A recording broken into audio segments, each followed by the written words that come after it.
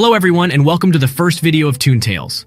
Today we're going to cover the show Rick and Morty in detail, one of the craziest series that blows our minds, has 6 seasons and a 7th one on hold, with a total of 61 episodes. Rick and Morty has an incredibly entertaining plot that will captivate you with all its timelines. Let's start with Rick Sanchez, this old man who changes TV channels and universes. Grandpa Rick is so intelligent that he could find the cure for many diseases, even death. Rick travels with this thing to look for materials that cannot be found here, or to make enemies. He has a daughter who won't let him leave the house. She is married to Jerry, whose wife is Beth. There's also Morty. Grandpa Rick just tolerates them. Nobody is important to him, and nobody is different. To him, everyone is the same, and he's pessimistic because they're not like him. He loves to travel with Morty, but only because Morty is more of an entertainment object. But to make up for his bullying, Grandpa has created a formula for his grandson to impress a girl. On contact, the formula works very well, but it could spread through the air if the person has the flu. And that's exactly what happened. Everyone fell in love with Morty. And to reverse the effect, Grandpa creates a formula, but it turns them all into monsters. So he went to another dimension where they had already found the solution, but they died. So they buried their bodies and moved on as if nothing had happened.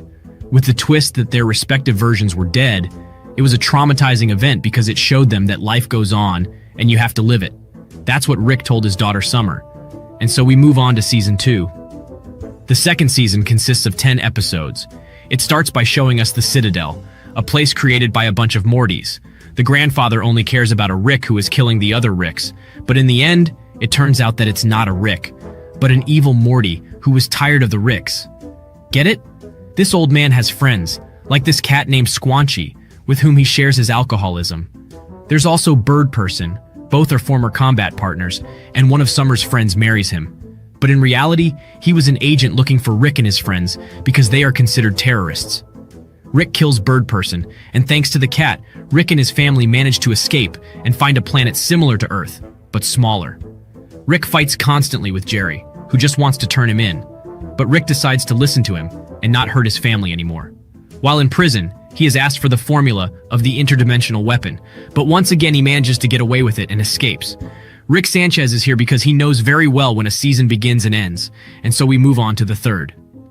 Also with 10 episodes, this season begins by showing us. When Rick comes home, Jerry leaves the house because he can't stand it. They fight too much because one is too stupid and the other is too smart, so they cannot live together. Then Rick makes Beth choose between staying there or traveling through dimensions while a clone of her can stay here. But Rick deliberately forgets which is the clone and which is the original. After a while, the Beth who stayed at home starts to get conflicted because she wants to know if she is a clone or the original. If you had the power to create clones, would you? Tell me in the comments. For Rick Sanchez, the question is definitely unnecessary. Later we meet Space Beth, who is actually an agent. They decide to avenge Bird Person and kill the agent. Meanwhile, we see Bird Person again, who we thought was dead. He has been rebuilt with robot parts and is now a Phoenix Man.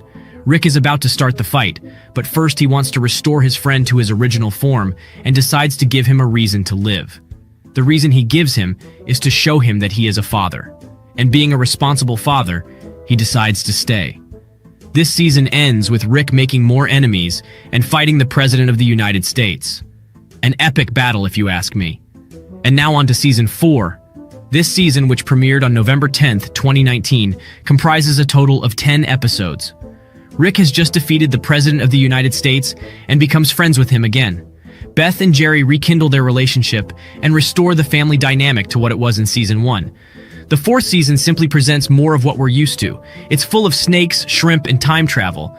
You know, the usual. I mean, who isn't used to time travel? So begins the first half of season 4.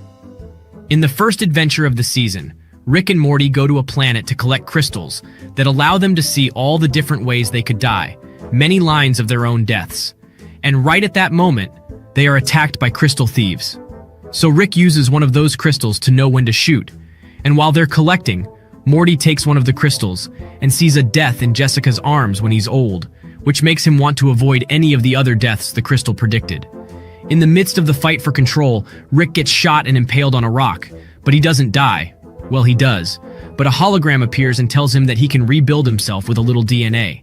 And since Morty has to revive Rick, he can't have that ending with Jessica. Not caring about the old man, he automatically activates the Phoenix Protocol. Rick is already awake and asks why he activated the Phoenix Protocol, and Morty deactivates it. Then he appeared not in his own lab, but in another dimension, forcing Rick to go on adventures with him, and those adventures are in space with the Gear Man. Morty accidentally shoots him, causing everyone to appear in space, and once again Rick wakes up in another lab, but this time he would be some kind of lobster before passing out again. Morty turns a deaf ear to all the holograms' protests to revive Grandpa, all because he wants to find a way to get back to Jessica. Now the crystals lead to a disastrous result for Morty, so he asks Hologram Rick for help, and when Hologram Rick takes him to the lab to revive him, Morty decides to listen to the crystal. From then on, he bases all his decisions on the crystal, gathers his courage, and quickly manages to defeat the thieves and their henchmen. Just then, the police arrive and tear them apart. Later, the army arrives, which he also destroys with a DNA-destroying ray. But it should be remembered that he does everything to avoid dying and to end up in Jessica's arms when he's old. So when the crystal tells him to surrender, he gets caught and taken to court, where the crystal helps him say a phrase that keeps him out of jail. It would be nice to have one of those in real life. In one of the episodes, Rick and Morty have a successful old-fashioned grave robbing, but someone interferes, so they are forced to gather a crew, and all goes well in the end. We move on to another episode where Morty gets a dragon, but the only problem is that it's a horny dragon, a rather strange episode. And so the adventures of this duo continue as they travel between universes.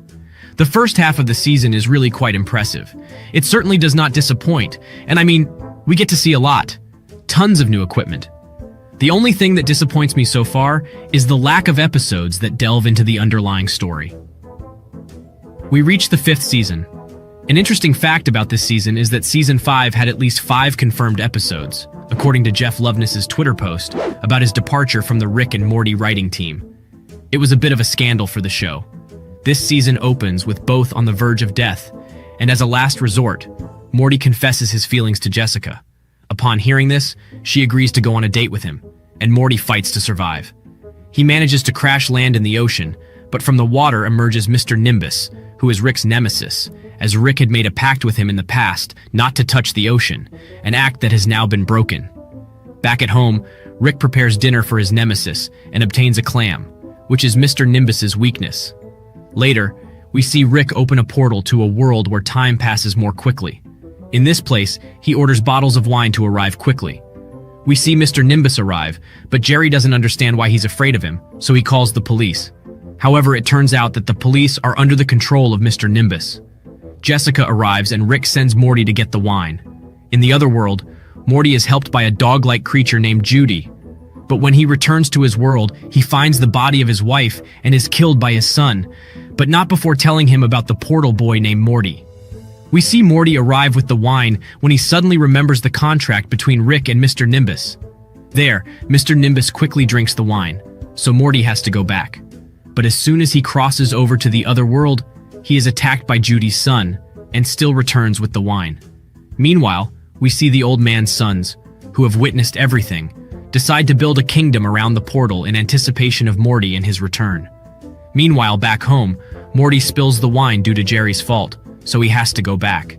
And he finds a medieval world waiting for him, where time passes faster. At the same time, in the kingdom, the unbelieving son of the king, who was banished because he did not believe in Morty's return, is trained by a sorcerer and manages to overthrow his father. However, he is betrayed by the sorcerer. At that moment, Morty arrives and destroys everything, but when he leaves some technology behind. Back home, Morty manages to kiss Jessica. At the same time, the medieval world has turned into a futuristic world, and in it is a soldier who manages to travel to Morty's world. He starts to attack Morty, but is killed by Jessica. However, she is pulled into the futuristic world with him, so Morty goes to save her. When he crosses over, he meets his own self, but it turns out to be a simulation to trap him. While all this is happening, we see that the deal between Mr. Nimbus and Rick has failed, and they cannot come to an agreement. Meanwhile, in the other world, Morty breaks free and rescues Jessica. They try to escape but end up dragging Rick along, who can't help them either because his weapons don't work. All seems lost, but Mr. Nimbus arrives and uses his powers to save them in his world. Then we see a family being killed by alien squid. Then we see another Rick explaining that they were decoys he created to avoid being killed.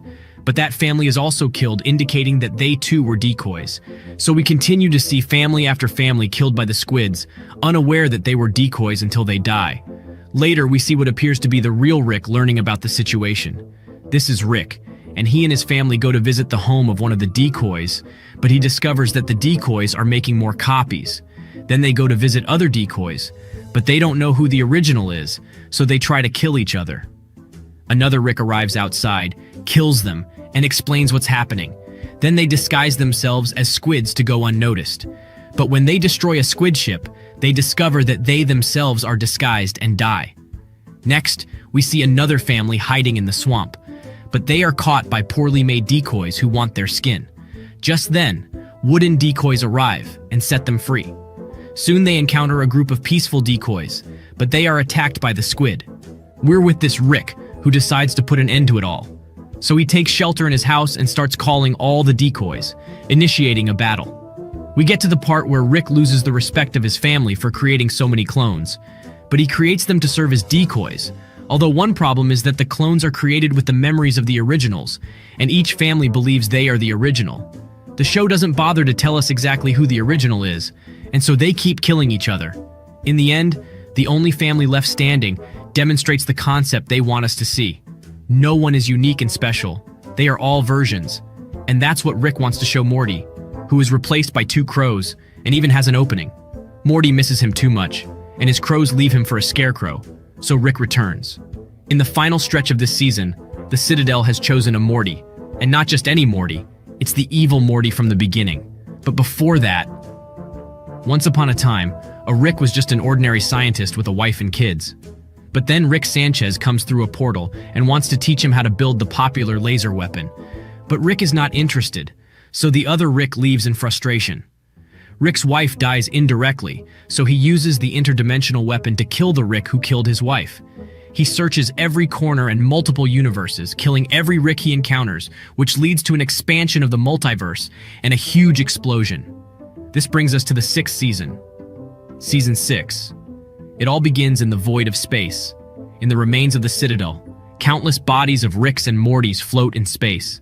Rick and Morty are lost in the middle of space, on the verge of death. We can also see several stray Mortys devouring each other.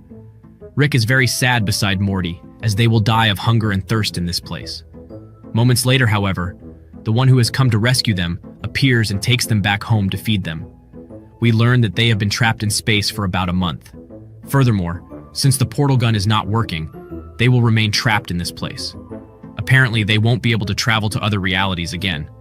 Beth now suggests that they stop their experiments and end their adventures, but we all know how Rick is. He decides to restart the portals immediately, because evil Morty has destroyed the portal journeys. However, not everything goes as Rick had planned, as when the fluid is restored throughout the universe, a green light appears that covers him, Morty, and Jerry. Here we learn that instead of restoring the journeys, he restored the travelers. And since he, Morty, and Jerry are not part of this universe to begin with, they are returned to their respective universes. Rick tells Summer to open a file on his computer that will return the three of them to this universe. And although Jerry is a little confused because he thought this was his universe, he soon remembers. Summer starts what Rick told her to do and gets a map to go to the Citadel. In space, Beth wants to continue saving the galaxy, but Summer suggests that she stay. While this is happening, Rick is transported to a universe, apparently the past, to a place where his wife and daughter were killed by evil Rick. We have seen this universe through flashbacks in some episodes of Season 5. Lonely Rick sees the projections that were in this lab and discovers that evil Rick was trying to kill him. In this place, he encounters the artificial voice of his wife, which Rick himself had programmed for self-torture in order to find the murderer of his family. But the truth is, he didn't find him and didn't get his revenge, at least not yet. At the same time, Morty arrives in the Cronenberg universe, an apocalyptic reality where there are no living beings. A frightened Morty begins to explore the place and reaches his house, which seems to be empty. He enters and discovers some family photos. He continues searching to see if anyone is still alive, and now armed with a spear, follows some footprints he found on the ground. His father, Jerry, appears. Scared, Morty is surprised to find that his father is the only one still alive. Meanwhile, Beth, Summer, and Space Beth are in space on their way to the Citadel. They soon arrive and find the whole place destroyed. Back with Morty, he catches up with his father Jerry and asks him what happened to Mom and Summer. He tells him they are gone. They were both frozen, but when they were thawed, they got sick and died. Morty is confused, but still loves his father. He is somewhat naive and asks him to play the game they used to play when he was a child. He goes to look for it in his room, but when he returns, Jerry is gone and has left him a letter saying that he stole his things. But of course, Morty doesn't give up and rides a Cronenberg to catch up with his father Jerry. Jerry tells him that he left because Batman works alone, but Morty tells him that Batman never leaves, and we learn that Jerry has left them in the past. Morty makes him a proposition, telling him to stay with him, because when Rick arrives, they can give him another reality, another daughter, another wife, and even a job. But none of that matters to Jerry, who prefers to go his own way. Meanwhile, Rick prepares his ship to return to Universe 631, where Beth, Summer, and Space Beth are waiting for him. Before that, he receives a visit from an old man who cannot die because he is trapped in a time loop. In this reality, everyone is old and repeats the same things over and over. Rick kills him to give him peace. When Rick returns, he hears the synthetic voice of his wife Diane, which he programmed himself. She tortures him by telling him that his entire family is dead and that it is his destiny for everyone he loves to die. The tormented Rick can no longer bear to listen to her, so he speeds toward the dimensional rift to return to Universe 631. At the same time, Beth, Summer, and Space Beth place a device in the destroyed Citadel to allow Rick to return. We see a tremendous amount of energy reach the dimensional rift as Rick is on his way. Diane reminds him of the identity of his family's murderer. Evil Rick has returned to his universe because everyone has returned to their original reality. That will be more important in the end. Rick, once connected to the energy of the device set up by Summer, can finally locate Morty in the multiverse and send his grandson to defend this breach as dimensional creatures come to kill him. After that, Rick disappears, while Space Beth and Summer defend the place against the monsters. But there's a little problem. The Beths start arguing about who's the better mother and stuff, and in that moment of inattention, one of those monsters devours them. At the same time, in Morty's universe, he was heartbroken. But out of nowhere, Rick's ship falls from the sky, and Rick arrives, finds him, and asks him if he saw the evil Rick. Morty tells him no, and here we find out that this Morty's grandfather from this universe is actually the evil Rick who killed Rick's family. Our genius scientist sees the evil Rick on the map, so he and his grandson Morty set out to find him. Soon, in space, they come to a place where there is nothing. Apparently, Rick has thrown a device that reveals everything in this place because it was Evil Rick's base. When they enter, Evil Rick introduces himself because he left a pre-recorded video of one of his clones, hinting that he might be the real one. Evil Rick tells Morty to follow his clone, but Morty stops him because he has to go back to save his mothers, though Rick doesn't care because he knows they're not his real mothers. He tells Morty that they are mutants from another universe. Morty still wants to go back, explaining that if he follows the clone, he will surely die because it's a trap. While Space Beth and Beth were in the stomach of these dimensional beasts, they would soon be saved by Summer, who has Wolverine claws and tears into this monster. However, the creature regenerates. Before Rick and Morty can return to Universe 131, they must save Jerry, who is in a universe where they tell you the truth to your face, as his daughter and wife call him a loser for not having a job. Rick also recommends a park in case Jerry wants to commit suicide for being such a loser. Knowing that he doesn't belong in this universe, Jerry goes out and meets Rick, who takes him back to Universe 631. But when they get there, things get even more interesting. Entering a universe where Jerry takes over the planet, our protagonists decide to escape in the spaceship to find another timeline. But since the portals are still malfunctioning, they have to do it the old-fashioned way and reach a universe where Rick's family is dead. So they all bury the bodies to stay in this timeline. Morty fears that his grandfather is using him as bait to lure the evil Rick. In a post-credits scene, we return to the Cronenberg universe and confirm that the evil Rick is from this universe and is Morty's grandfather. An empty capsule is found where he arrives and asks for Morty. He finds Jerry and asks him. Jerry tells him that he has indeed seen Morty and asks to team up to kill Rick. However, he has no intention of teaming up with anyone and beheads him. And so we anxiously await the 7th season. That's all for today. What did you think about our first video? I want to hear your opinion in the comments below. Don't forget to subscribe and turn on notifications so you don't miss any recaps we have for you. See you next time.